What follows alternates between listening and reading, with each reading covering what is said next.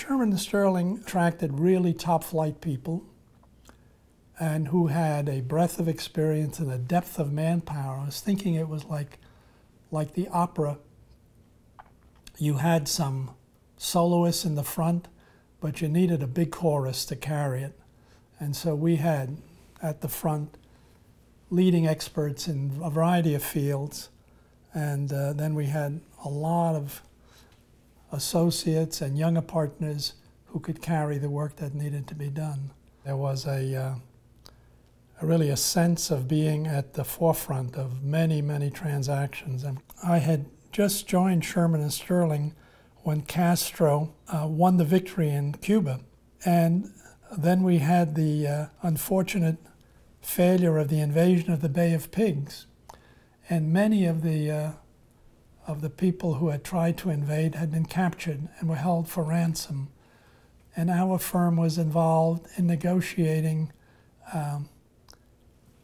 a way of ransoming those people. And Bob Knight, I think, was working with some pharmaceutical firms to try to round up medicines that the Cubans wanted. And Henry Harfield was working on the banking side to work out some banking arrangements. There was a sense of people at our firm involved at sort of cutting-edge, important transactions, just as later we had the Iranian hostage crisis and people working there to free the hostages.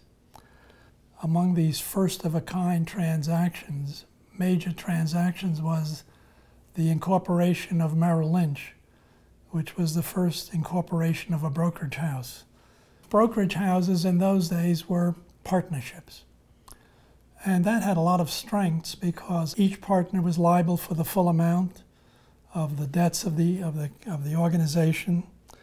And there was a very personal trust because everybody was personally engaged. But as a firm like Merrill Lynch grew, and it was the largest of the brokerage houses, they had to bring in more and more people, and the personal aspect was slowly becoming eroded.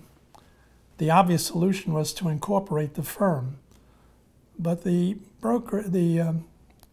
exchanges were not interested in that. They were worried about that because when they had the partnership, they had the individual liability of all of the partners.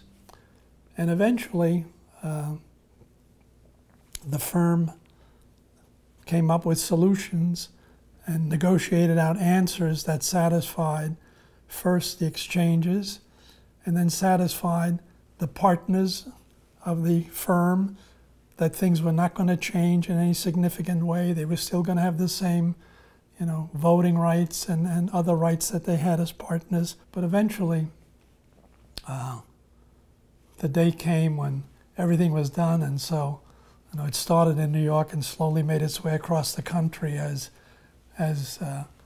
the day changed. And on Friday evening in New York, and then Friday evening, 5 o'clock across the country, Merrill Lynch, the partnership closed, and Merrill Lynch, the corporation, opened up.